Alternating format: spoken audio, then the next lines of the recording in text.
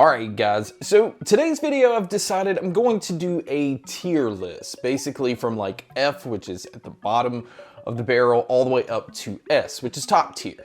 But I'm going to do it not on just like all earbuds in general. I'm going to cover the most popular earbuds. These are the ones that I get asked about the most because these are the ones that most people hear about. These are the ones that you see commercials on. These are the ones that you can go in stores and you see them on the shelf. It's just the ones most people know about. So I'm going to do a quick tier list video and kind of give a brief explanation of why I would put each one where I put them.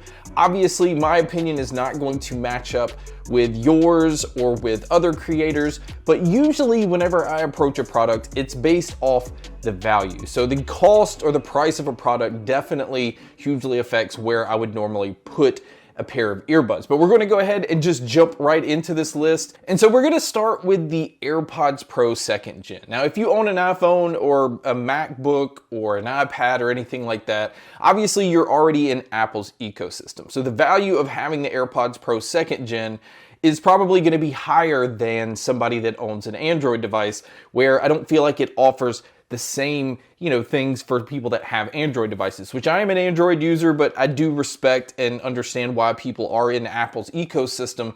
But I still feel like for an overall value, I put the AirPods Pro as a B tier earbud. I think it sounds good. I think the noise canceling is good, but for the price, there's just so much better out in the market. Now, it does have spatial audio with head tracking and things like that, which I personally find to be a gimmick. I'm not one of those that's like hugely sold on these type of features, so I would put that as a B, and I don't really think it deserves anything higher than that.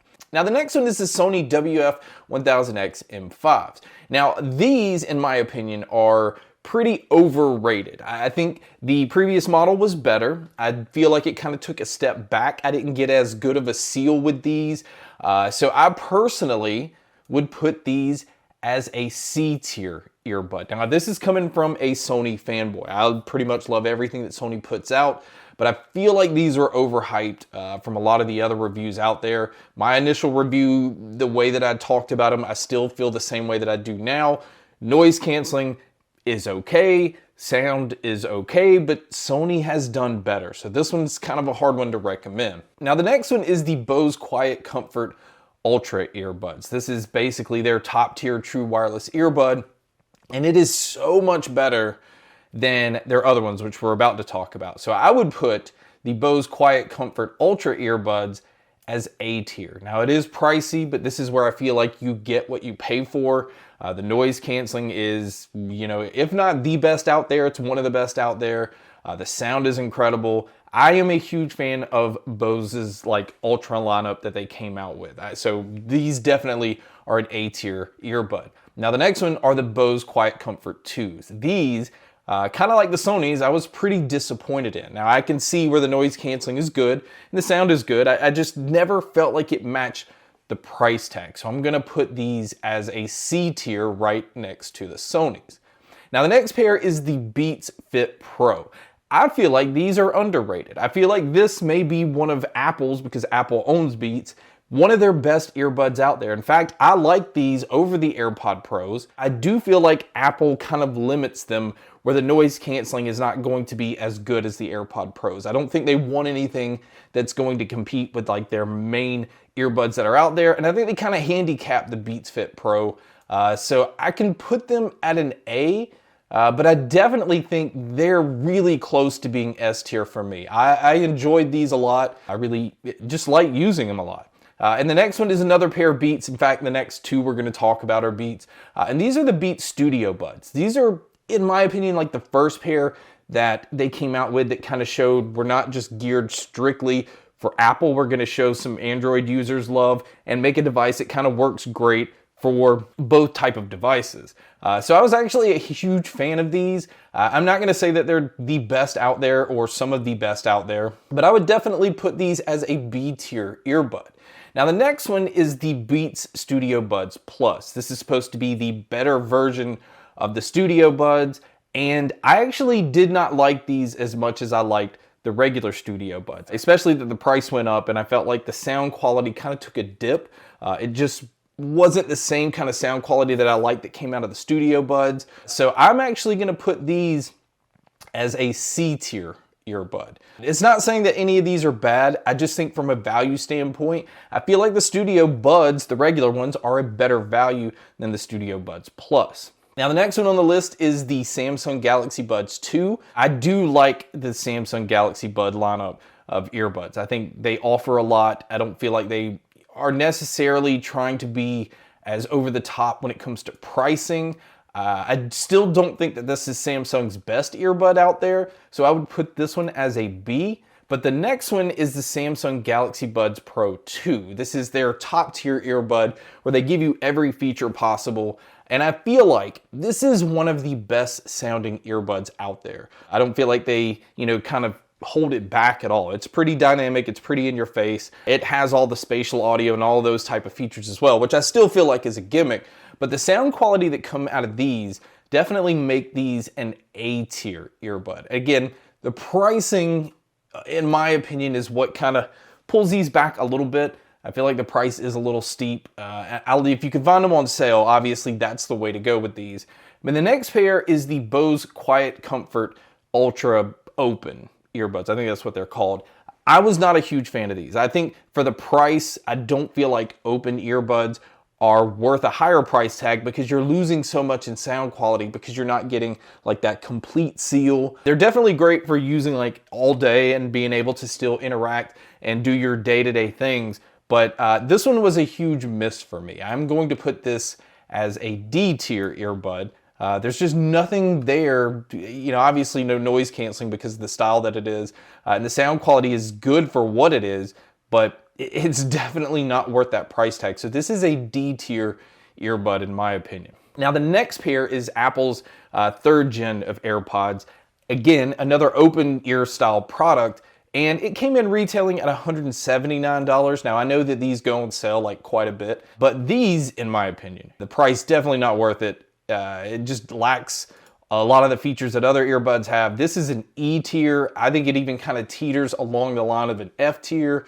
This is not me being an Apple hater. Obviously I put the AirPod Pros in the B category, but this one's a big miss. Kind of the same thing with the next one I'm gonna talk about. Now I'm not saying this is a very popular earbud, which is what these other ones are, but these are the Skullcandy Grind earbuds. Now this is kind of categorizing Skullcandy earbuds in general. I have always been a fan of Skullcandy products, but I don't necessarily feel like they've ever hit the nail on the head when it comes to earbuds. I would say that the Grind in general is probably a D or E tier earbud. But because of kind of how I feel about Skullcandy earbuds in general, and this is me categorizing them as a whole, I'm gonna put them at E. I feel like they've gotten better. The sound quality has gotten better. Noise canceling's gotten better on their other earbuds. But there's still something that Skullcandy just hasn't seemed to find with their earbuds yet. And I hope that they do. I hope Skullcandy succeeds because this, again, is a company I do like. Now the next pair is the Soundcore Liberty 4 NCs. This pair I think is really underrated. I don't think a lot of people give these a lot of time of day maybe because of the design. I don't think the stem style design grabbed people as much as like the Liberty 3 Pros. The noise canceling on these are good. The sound quality is great. The app that Soundcore has is really good because you have so much control over your audio. So this one, in my opinion, is an A tier headphone or earbud easily.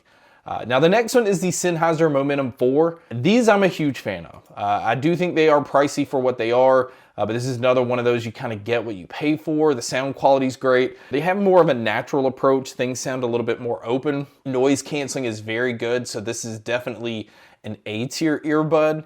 Now the next one, this one's kind of hard for me to give a rating for because I am a huge fan of the earbud, but I'm a bigger fan when they're on sale. Now this is the Google Pixel Buds Pro. Now they normally retail for $200 and I don't feel like they are a $200 pair of earbuds, especially now. Now you can get them on sale from time to time for about $130, but at their retail price, I'm going to have to put them as a B tier. I kind of put them in that same AirPods Pro mindset where I feel like you're just paying more and not getting as much as you can with other earbuds in the market. It's not saying they're bad by any means. I mean, B is a good rating, but they're just not at a $200 an A or an S tier earbud. Now the next one is the Sony LinkBuds S. This has been one of my favorite earbuds, and I feel like it's one of Sony's best. It saves you on money instead of buying the XM lineup, and you're getting comparable noise canceling, you're getting really good sound,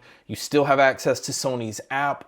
I would almost say that this is an S tier earbud, but I just can't do it still because at times, even at full retail, it's still a little bit pricey for what it is. And again, earbuds have gotten to where you can get so much for your money. So I would almost like put it right here between A and S, but I am going to put this as an A tier earbud. And then the next two, these are definitely not popular earbuds, but these are kind of what I mean when I say that the market is so good when it comes to value in earbuds. And this is what makes it harder to recommend these other ones and bump them higher, because you have earbuds like these that I'm about to talk about out there. And the first one is the JLab Epic Edition earbud. This has been one of my favorite earbuds. And the fact that it came with a USB-C dongle to plug into like my laptop or my handheld gaming devices or my phone, especially when I've had a phone that didn't have a headphone jack. The sound quality is insane on these. This has been like easily one of my favorite earbuds to recommend. This is S tier all the way. And this is not a sponsored video. I know a lot of people are gonna think that, like, why would you put JLab as a top tier earbud? And I think if you think that, it's probably because you haven't tried them yet. I was blown away. I didn't expect it from a JLab earbud to compete with these other higher brands out there, but this is an S tier earbud. And kind of the same thing with the next one. Now, I am a Soundpeats fan. I love the value they bring to the market, but I feel like the Engine 4 and kind of like their Opera 03 and 05, I think just took Soundpeats to a whole different level. This is where they started to kind of have higher end audio, and the noise canceling, they took it another notch. But the sound quality out of the Engine 4s are so good, and the price that are on these, I don't know where it sits right now, but this is an earbud that's under $100, and it sounds incredible. It sounds comparable, if not better, than all of these that are on the A tier, but because of their price, I'm putting these as an S tier earbud. Again, if this doesn't show you how my channel focuses around value, I'm not sure what would. I actually like doing videos like this, so if you enjoy this video, let me know in the comment section. Definitely give it a thumbs up, because maybe we can kind of branch off and do one that's based around nothing but budget earbuds, and one that's for noise canceling, and one that's for like sports style or open style. This way it gives you a better idea with an actual rating of what I give these earbuds. And that's why I wanted to do this video. Again, these are earbuds I get asked about all the time, and it's easier to just point people in the direction of a list that they can see and why I would put each one where I did. But guys, I hope you enjoyed this video. Thank you so much for checking out this video. Thank you so much for checking out all the other videos. And as always, make sure to stay tuned for more.